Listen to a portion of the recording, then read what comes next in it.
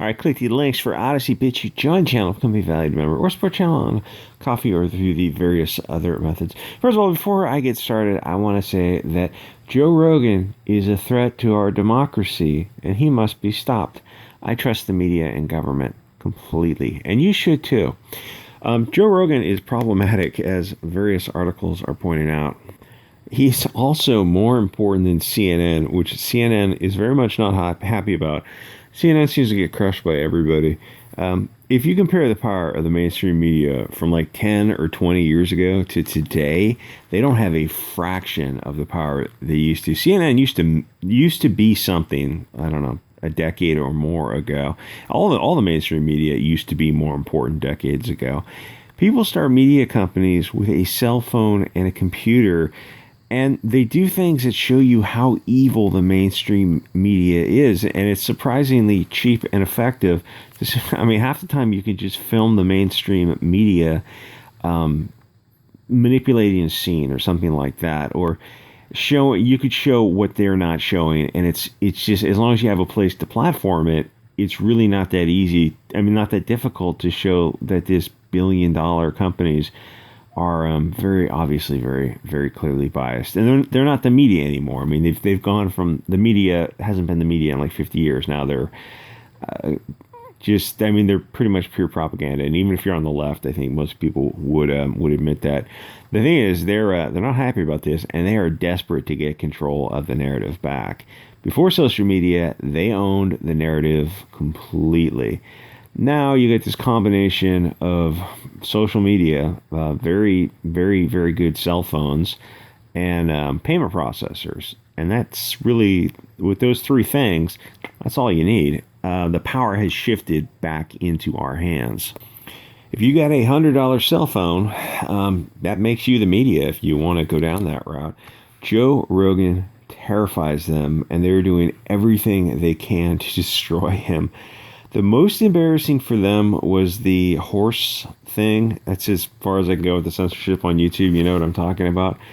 That was so unbelievably stupid when they went down that path, and then they doubled down on it, because they just taken off the mask. The media is supposed to present the news as impartially as possible, present both sides. They haven't done that in decades. But they're so obvious about their bias that even the cattle are catching on, and people are waking up. And obviously they're waking up because they're leaving the mainstream media and going anywhere else. Joe Rogan seems to be on the side of seeking the truth, and that is not acceptable to the media. They have a narrative to push. The truth to them is irrelevant. Joe left YouTube at a good time. They would have kicked him off anyway, so he seems like he's sort of a less flamboyant Alex Jones, or maybe, hopefully, I don't know, maybe Alex Jones has calmed down over the years. It seems like Alex Jones could start doing something more akin to what Joe is doing. And it's probably only a matter of time before Twitter also kicks Joe Rogan off. He went to Getter, which also censors like Twitter, but has less of an outreach. Any app that goes through the Google or the Apple App Store is going to be very fake and lighthearted and frivolous. Gab has no app, and Telegram, while it does have an app through the App Store, which they filter channels that are if you downloaded the app from the App Store, they filter channels. If you download the app Telegram from the website, they don't filter channels. So you just download it from the website. And it's completely outside the app store's censorship. Also, Odysee, lbry, Bit Chute, and BitSlide are also very good. And those are not available on the App Store. Why? I guess they fear a challenge to the narrative. Remember years ago, Twitter was banning links to Bit Chute? First they banned it, then they put up warnings, and then they went back to banning it, and then they went back to putting up warnings. It's the most ridiculous thing you can. It's like, this may be harmful to you. What, diversity of thought? Diversity is thought is harmful to me. I need a third party between two adults. For the normie to see how scared the mainstream media and mainstream social media are of diversity of thought should be eye-opening. The adage of the truth doesn't fear investigation, a lie does. But for us, the best thing is the mainstream kicks people off. Odysee and the rest are blowing up. People are very desperate to get information I just heard a live stream today on Odysee from two people that have been kicked off YouTube over the past few years. Most adults, and the thing is, like, you kick them off and the desire to hear these people's opinion doesn't go away. So as long as there's an alternative platform to go to, and there's always going to be an alternative platform to go to, because there's just a desire, but there's also money that will fund it. People, I mean, you look at YouTube and you're like, oh, there's nothing on YouTube. It's all like cat video type of stuff, or movie reviews. But even movie reviews is like, you better not be too based when you review that movie. Otherwise, there's an allowable spectrum of opinions for all things. And even movie reviews could conceivably be outside that allowable spectrum if like, you know, movies are propaganda. If you talk a little too honestly about what's going on with films, well, then they'll just kick you off also. The thing is, most adults know that they don't need a political commissar to filter information between them and a source. Who do you trust more than yourself to interpret information? Why would you want a person or a corporate entity to decide what ideas you may consume? Mainstream social media treats people like children. This girl's article is insane. I think she's clearly mentally ill. She does these articles on things she calls conspiracy theories and alt-right type of things, or far-right extremists. Like, you can label anything extreme. You can label anything alt, anything you want. It's like, putting the label on it doesn't make it true. So you click on her name, it's like she's obsessed with Alex Jones and J6, and anything slightly moderate or right of center, anything to the right of Stalin is what they spend their time on. I can't imagine that these kind of articles are getting a whole lot of clicks. Anyway, there's going to be this split between left-wingers on Twitter and YouTube and right-wingers and the free speech types, who are all over on alt media. YouTube themselves is amazing in terms of outreach, but it's only if it's within a narrow window of politically correct opinions.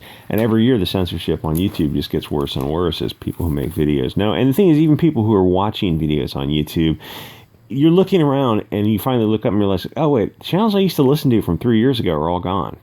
Or, you know, the like pop culture channels are mostly still here, but the political or identitarian stuff is all gone. Anything right of center is gone. Like, it's just left of center news interpretation and pop culture is still here. And that's it. It's like, well, that's not what I was on YouTube for. So now I find myself on Odysee more than on YouTube now. Anyway, so everyone's talking about Joe. Even talking about him on YouTube is a bit tricky. I don't know what they're going to do. Or that doctor guy that he interviewed that I won't name. That guy was kicked off of Twitter the other day, which, you know, seems a bit odd. You know, the truth is a lion. You let it free, it can defend itself. So Getter got 250,000 new users to, I think they're up to 3.5 million or something, which is fine. But I mean, really, it's kind of meaningless. It's not a free speech platform. It's similar to Twitter, but a little bit to the right. The best free speech platform is Gab, but most MAGA normies are, they're not actually used to free speech. They're still stuck in their own matrix, just like the left wing. People showed a chart of Joe Rogan compared to Fox and CNN, and his detractors said that Rogan is just he's the new mainstream media, and some snobbishly said that he appeals to the lowest common denominator. When challenged for unbiased sources, they said what they thought was an unbiased source was AP, Reuters, and NPR, which are both insanely biased globalist propaganda. There is no unbiased media. That would be like somebody with a video camera who's trying to describe events as coolly as possible without adjectives modifying the events. You know, just describe the events, not your interpretation of the events. You don't say this is a shocking or anything like that, which they do this kind of stuff all the time. They want to group these words together so it comes up during a search engine. Extreme outrage and outrageous and shocking revelations, and transphobic and istophobic associated with this person's name. And it's like, we haven't shown any of those things to be true. You're just putting those words, you're just putting these prefixes in front of suffixes, trying to modify them and manipulate people. The thing is, there's just not that much of honest media out there, because ultimately it comes down to, it's a business, they need the clicks. And even when it's state funded, globalists always seek those positions of power out, and NPR turns out to be further than the left than CNN. And as far as I know about Joe Rogan, he owns Joe Rogan, so no, it's not mainstream media. It will never be mainstream media. The MSN has a different corporate structure, and they're held to, they have to answer to many different factions. Rogan also is able to interview people that the MSN won't touch because of their advertisers, and because when it comes down to it, they don't want to talk to people who counter the narrative, especially when their narrative is so flimsy, and it really is. And I mean, that's why people are going to alt media, because they know the mainstream media is just selling this bill of goods, and there's so much alt media that is showing the mainstream media to be liars. So it's like at some point you just might as well get off the mainstream media. And it's not that it's not just that Joe is popular, he is, but it's that the mainstream media is so far left and politically correct that even the left wing don't tune into it like they used to. The numbers for mainstream like MSNBC and CNN are just not what they used to be. Why listen when you know that they're going to outright lie to your face? I remember that Rachel Maddow, she had like a one-page document of Trump's tax returns. I mean, that was a crazy person. That was just a crazy person holding up that piece of paper, talking about Trump's tax returns. It told her absolutely nothing. It's like, this is a segment on MSNBC, and your editor let you go ahead with this? This is the ramblings of someone who clearly has Trump derangement syndrome. It's like, they do stuff like that, and it's a massive self-own. Even the left wing is looking at that. I remember I saw that years ago when she came out, that I watched that. This woman needs help. And like everyone who's working for MSNBC, it's a position where the editors can't tell her no, because she'll just fire the editors, because she's the talent. Anyway, all of alt media is growing. It's weird that as the mainstream media loses viewers, they seem to be doubling down on this narrative. I don't even know if you're going to have CNN or MSNBC in a few years. They kicked Alex Jones off. He is still on his own website. He's on Telegram, Odysee, Bit Chute, and maybe a few others. InfoWars is still a website that people go to for news. All the good channels that got kicked from YouTube are now on Odysee. Kicking people off the mainstream doesn't stop them. It just forces people to build new platforms. There's money out there, and there's a desire. And it's not an insurmountable obstacle to build a social media platform, even a video streaming platform or hosting platform. It doesn't take billions of dollars or hundreds of millions of dollars. It takes, nowadays, because of technology, it takes very little money. And most importantly, it takes word of mouth. And then, if the mainstream media and mainstream social media was good, people wouldn't leave it. It's so bad that it makes alt media necessary. It's kind of like the situation with Comicsgate. You're listening to the media describe J6. They call it an insurrection. It wasn't. Nobody was even charged or convicted for insurrection. It was a protest. That's the most you could call it. People are charged with trespass. That's it. The rest of the description of those events are media bias. That's just one small example. They do that kind of stuff with everything, where the news has gone from being the news to coolly, impartially reporting the news to being opinion pieces. And now it's like, it seems like you turn on the news, it's all opinion pieces. The hard news just kind of ended like, I don't know. I say probably in 2016 with Trump. Trump's derangement syndrome made these people nuts. And for them to go back to hard news, I don't think it would sell anymore. I can't imagine. I don't think it would sell.